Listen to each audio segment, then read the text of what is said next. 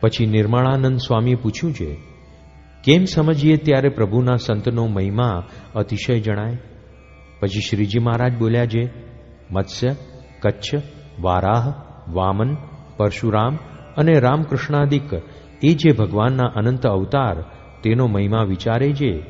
જે ભગવાને રામ કૃષ્ણાદિક અવતારે કરીને અનંત જીવનો ઉદ્ધાર કર્યો છે, તે ભગવાનના આ સંત છે, તેનો મારે સમાગમ મળ્યો છે.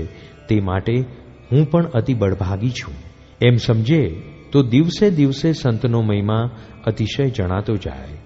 પછી નારાયણાનંદ સ્વામીએ પ્રશ્ન પૂછ્યો છે, સ્થૂળ, સૂક્ષ્મ અને કારણ એ ત્રણ દેહને વિશે જીવ અન્વયપણે કેમ છે ને વ્યતિરેકપણે કેમ છે?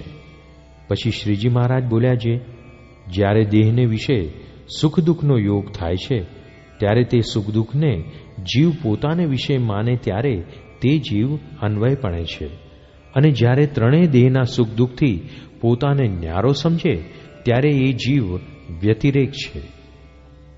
પછી શૂન્યાતીતાનંદ સ્વામીએ પ્રશ્ન પૂછ્યો છે, જ્યારે સત્સંગ કરે છે ત્યારે તો સંતમાં અને સત્સંગીમાં અતિશય હેત હોય, અને પછી કેમ ઓછું થઈ જાય છે? પછી શ્રીજી મહારાજ બોલ્યા છે, પ્રથમ તો એને સંતને વિશે અલૌકિક મતિ હોય, અને પછી તો તે સંતનો અલ્પદોષ જોઈને પોતાની કુબુદ્ધિએ કરીને જાજો દોષ પરઠે છે. પછી એની અસદવાસના થઈ જાય છે. તેણે કરીને સંતને વિશે ઓછો ભાવ થઈ જાય છે. તે જો વિચારીને અસદવાસનાને ટાળે તો પ્રથમ હતો તેઓ શુદ્ધ થાય, અને જો અસદવાસના ન ટાળે તો અંતે જતા વિમુખ થઈ જાય છે. પછી પ્રસાદાનંદ સ્વામીએ પૂછ્યું છે, જીવને મોક્ષનો શો હેતુ છે? પછી શ્રીજી મહારાજ બોલ્યા છે, જેમ સંત કહે તેમજ સંશય રહિત થકો કરે એ જ જીવને મોક્ષનો હેતુ છે. પછી ત્રિગુણાતીતાનંદ સ્વામીએ પ્રશ્ન પૂછ્યો છે, દેશ, કાળ, ક્રિયા, સંગ એનું વિષમપણું હોય ત્યારે ત્યાં શો ઉપાય કરવો? પછી શ્રીજી મહારાજ બોલ્યા છે, દેશાદિક વિષમ હોય ત્યાં તો ઉગ્રાનો એ જ ઉપાય છે જે ત્યાંથી જે તે પ્રકારે કરીને ભાગી છૂટવું. પછી નાના નિર્વિકારાનંદ સ્વામીએ પ્રશ્ન પૂછ્યો છે, ભગવાનનો નિશ્ચય છે તો પણ અસદવાસના કેમ ટળતી નથી? પછી શ્રીજી મહારાજ બોલ્યા છે, ભગવાનનું મહાત્મ્ય યથાર્થ જાણ્યું નથી એટલે અસદવાસના ટળતી નથી. પછી મોટા યોગાનંદ સ્વામીએ પૂછ્યું છે, ભગવાનનો નિશ્ચય પરિપૂર્ણ છે તો પણ ભગવાનને વિશે ને ભગવાનની કથાને વિશે હેત કેમ થતું નથી? પછી શ્રીજી મહારાજ બોલ્યા છે, ભગવાનનું જેવું મહાત્મ્ય છે તેવું એને સમજામાં આવ્યું નથી, અને જો યથાર્થ ભગવાનનું મહાત્મ્ય સમજાય તો ભગવાન વિના બીજામાં હેત રાખે તો પણ રહે નહીં, ને એક ભગવાન અને ભગવાનના સંત અને ભગવાનની કથા કીર્તન તેને વિશે જ અચળ હેત થાય છે.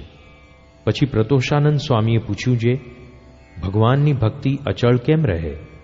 પછી શ્રીજી મહારાજ બોલ્યા છે, અનિરુદ્ધ, પ્રદ્યુમ્ન, સંકર્ષણ અને વાસુદેવ એ જે ચતુર્વ્યહ તથા કેશવાદિક જે 24 મૂર્તિઓ તથા વરાહાદિક જે અવતાર એ સર્વેના કારણ એવા જે પ્રત્યક્ષ શ્રીકૃષ્ણ પુરુષોત્તમ ભગવાન તેનો મહિમા અતિશયપણે કરીને સમજે તો તેને ભગવાનની શ્રવણાદિક જે નવધા ભક્તિ તે અચળ રહે.